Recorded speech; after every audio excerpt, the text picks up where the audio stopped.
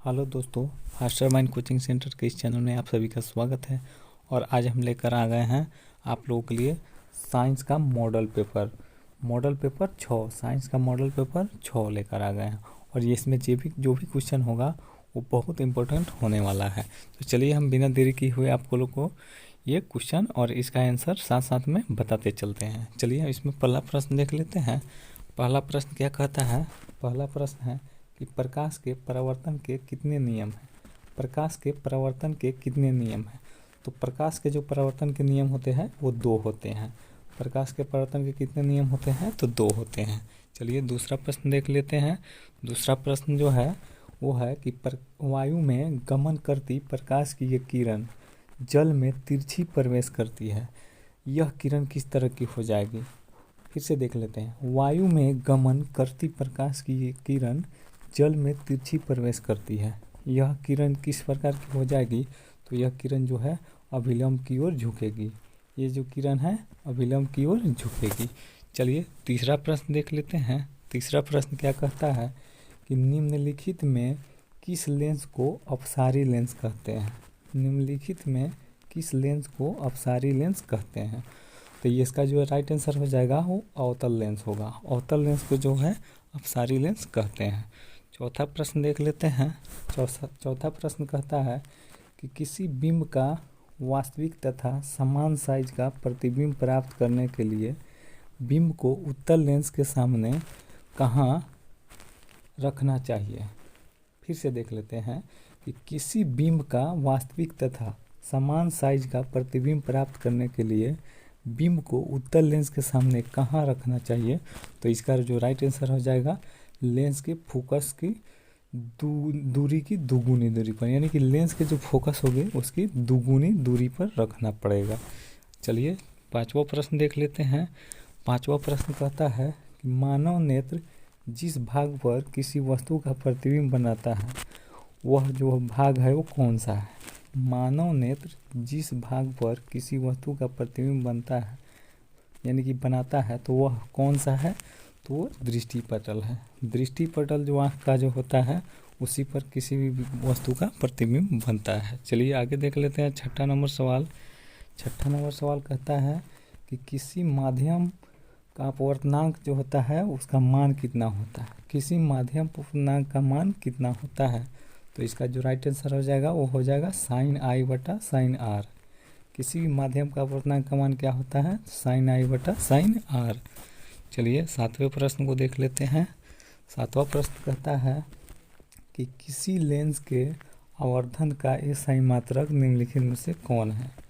किसी लेंस के आवर्धन का एसआई मात्रक निम्नलिखित में से कौन है? तो इसका राइट आंसर क्या हो जाएगा? मात्रक विहीन। क्या हो जाएगा राइट आंसर? मात्रक विहीन। चलिए आठवें प्रश्न को देख लेते हैं। आठवां प्रश्न क्या कहता है कि तारों का टिमटिमाना प्रकाश के किस घटना को दर्शाता है? तारों का जो टिमटिमाना होता है प्रकाश के किस घटना को प्रदर्शित करता है? किस घटना को दर्शाता है? तो प्रकाश के अपवर्तन को दर्शाता है। प्रकाश के अपवर्तन के कारण ही तारे टिमटिमाते दिखते हैं। चलिए नौवां प्रश्न को देख लेते हैं। नौवां प्रश्न क्या है कि किसी चालक का प्रतिरोध निम्नलिखित में किस पर निर्भर करता है? किसी चालक का जो प्रतिरोध है निम्नलिखित में से किस पर निर्भर करता है? तो इसमें चालक की लंबाई पर भी निर्भर करता है, चालक के अनुप्रस्थ काज के क्षेत्रफल पर भी निर्भर करता है और चालक के पदार्थ की प्रकृति पर भी निर्भर करता है। तो इसका जो राइट आंसर हो जाएगा वो सभी हो जाएगा। उपरोक्त सभी पर निर्भर करता है। आगे 10वें नंबर प्रश्न को देख लेते हैं। 10वां नंबर प्रश्न क्या है कि निम्नलिखित में कौन विद्युत शक्ति का एसआई मात्रक है? निम्नलिखित में कौन विद्युत शक्ति का एसआई मात्रक है? तो विद्युत शक्ति का जो एसआई मात्रक होता है वो क्या होता है? वाट होता है। विद्युत शक्ति का एसआई मात्रक क्या होता है? तो वाट होता है। आगे 11वां नंबर प्रश्न को देख लेते हैं। 11वां नंबर प्रश्न क्या कहता है कि विद्युत परिपथ में विद्युत धारा को मापने के लिए निम्नलिखित में से किस युक्ति का उपयोग होता है? विद्युत परिपथ में विद्युत धारा को मापने के लिए निम्नलिखित में किस युक्ति का उपयोग होता है? तो विद्युत धारा को मापने के लिए जो उपयोग होने वाला जो यंत्र है उसका नाम क्या है, तो आमीटर है। विद्युत धारा को मापने वाले यंत्र को क्या कहते हैं, तो आमीटर कहते हैं। इसका राइट आंसर आमीटर हो जाएगा। 12वें नंबर प्रश्न को देख लेते हैं। 12वां नंबर प्रश्न क्या कहता है कि फ्यूज तार के लिए निम्नलिखित में कौन सा कथन सत्य है। फ्यूज तार के लिए जो है निम्नलिखित में से कौन सा कथन सत्य है, तो इसका जो राइट आंसर हो जाएगा वो होगा प्रतिरोध अधिक तथा गलनांक कम। फ्यूज तार का जो होता है प्रतिरोध वो अधिक होता है और गलनांक कम होता है, तो इसका राइट आंसर ये हो जाएगा। चलिए 13वें नंबर प्रश्न को देखते हैं। 13वां नंबर प्रश्न क्या कहता है कि निम्नलिखित पदार्थों में कौन चुंबकीय पदार्थ नहीं है। निम्नलिखित पदार्थों में कौन चुंबकीय पदार्थ नहीं है, तो इसका जो राइट आंसर हो जाएगा वो होगा पीतल, यानी कि पीतल जो है चुंबकीय पदार्थ नहीं है। चलिए 14वें नंबर प्रश्न को देख लेते हैं। 14वां नंबर प्रश्न कहता है कि किसी विद्युत धारावाही सीधी लंबी परिनलिका के भीतर चुंबकीय क्षेत्र का मान क्या होता है। किसी विद्युत धारावाही सीधी लंबी परिनलिका के भीतर चुंबकीय क्षेत्र का मान क्या होता है, तो इसका राइट आंसर हो जाएगा सभी बिंदुओं पर समान होता है। सभी बिंदुओं पर क्या होता है, समान होता है। चलिए 15वां नंबर सवाल देख लेते हैं। 15वां नंबर सवाल क्या कहता है कि विद्युत धारा के चुंबकीय प्रभाव का खोज किसने किया।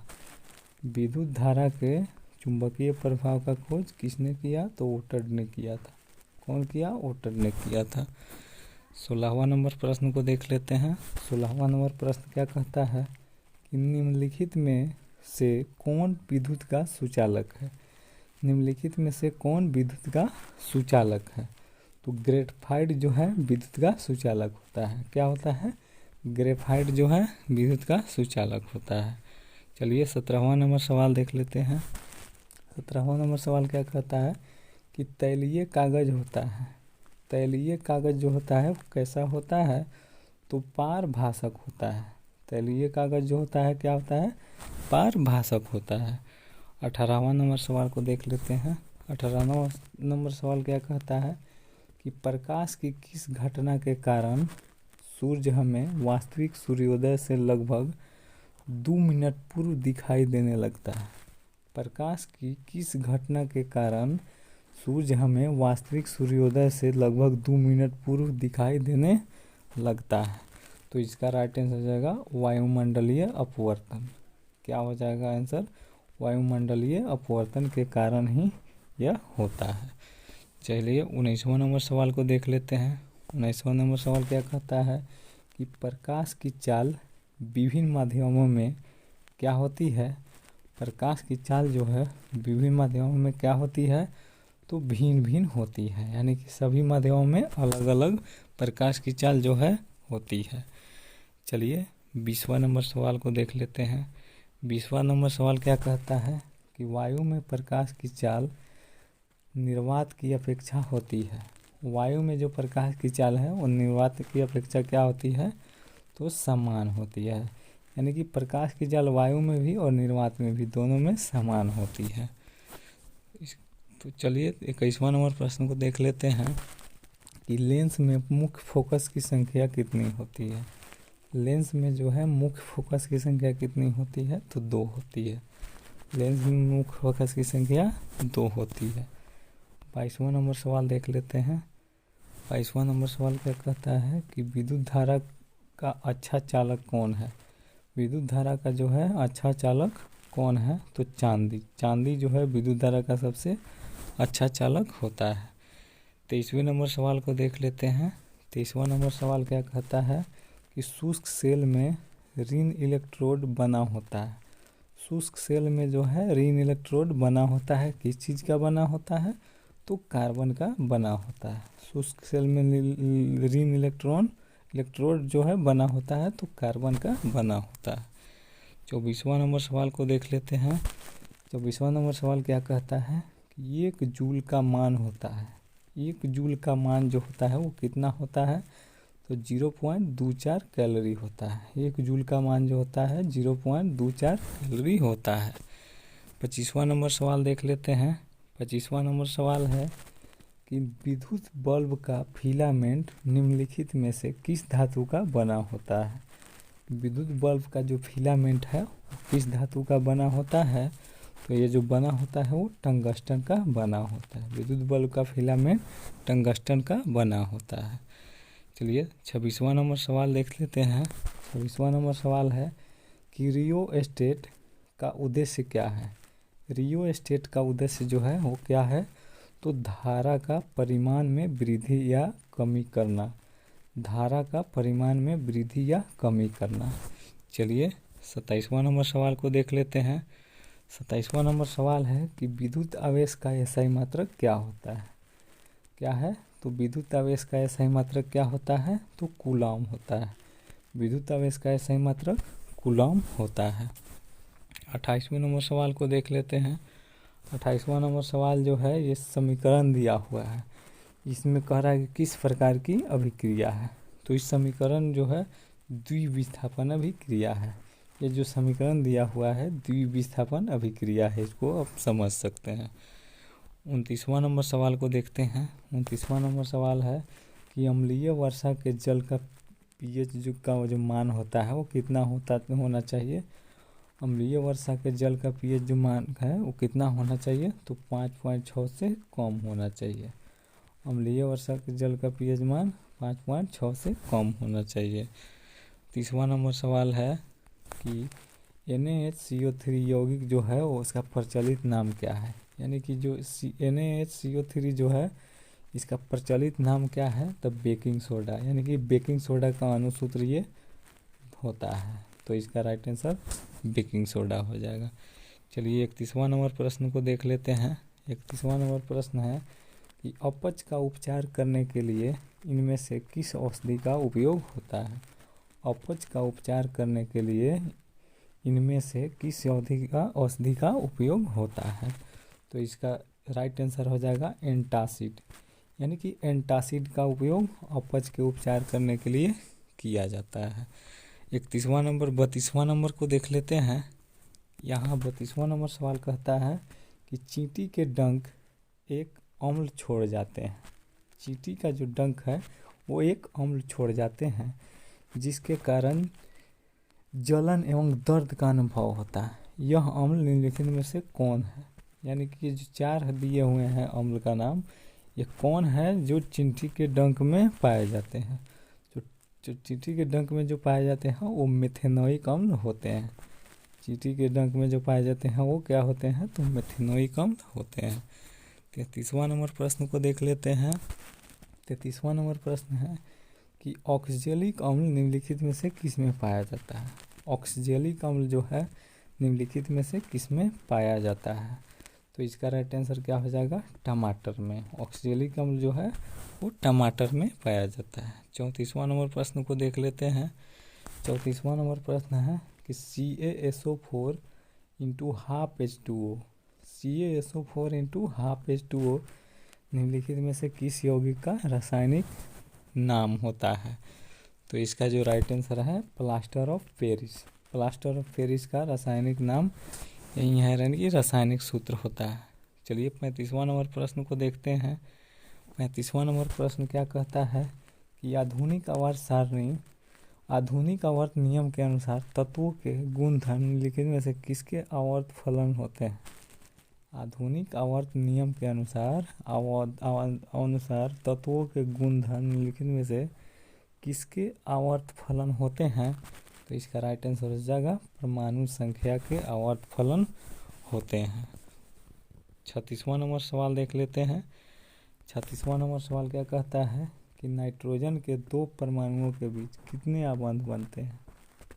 नाइट्रोजन के 2 परमाणुओं के बीच कितने आबंध बनते हैं, तो इसका राइट आंसर हो जाएगा 3 आबंध बनते हैं। नाइट्रोजन के 2 परमाणुओं के बीच जो है 3 आबंध बनते हैं। 37वां नंबर प्रश्न देख लेते हैं। 37वां नंबर प्रश्न है कि कार्बन के सबसे बाहरी कोश में इलेक्ट्रॉन की कुल संख्या निम्नलिखित में से क्या होती है। कार्बन के सबसे बाहरी कोश में इलेक्ट्रॉन की कुल संख्या निम्नलिखित में से कितनी होती है, तो इसका राइट आंसर क्या हो जाएगा, 4 होती है। क्या होती है, तो इसका राइट आंसर क्या हो जाएगा, 4 होती है। कार्बन पे कितने अबंध होते हैं, तो 4 होते हैं। 38वां नंबर प्रश्न देख लेते हैं। 38वां नंबर प्रश्न है कि जंगरोधी स्टील क्या है। जंगरोधी स्टील क्या है, तो ये है मिश्र धातु। जंगरोधी स्टील जो होते हैं वो मिश्र धातु होते हैं जिसमें जंग नहीं लगते हैं। 39वां नंबर प्रश्न को देख लेते हैं। 39वां नंबर प्रश्न है कि समान आणविक सूत्र लेकिन विभिन्न संरचनाओं वाले यौगिक निम्नलिखित में से क्या कहलाते हैं। यानी कि समान आणविक सूत्र एवं लेकिन विभिन्न संरचनाओं वाले यौगिक जो है क्या कहलाते हैं, तो इसका राइट आंसर सजातीय श्रेणी कहलाते हैं। क्या कहलाते हैं, तो सजातीय श्रेणी कहलाते हैं। और आज का लास्ट क्वेश्चन 40वां नंबर क्वेश्चन है कि मेंडलीफ के आवर्त नियम के अनुसार तत्वों के गुणधर्म निम्नलिखित में से किसके आवर्त फलन होते हैं, तो इसका जो राइट आंसर है परमाणु संख्याओं के आवर्त फलन होते हैं। तो चलिए दोस्तों, हम आशा करते हैं कि ये वीडियो आपको अच्छा लगा है, और अच्छा लगा है तो इस वीडियो को लाइक कर दीजिए, शेयर कर दीजिए और मेरे इस चैनल को सब्सक्राइब कर दीजिए ताकि इसी तरह का वीडियो आपके लिए फिर से बनाते रहें। और आशा करते हैं कि ये जो है पूरे क्वेश्चन का आंसर जो है आपको याद हो गया होगा।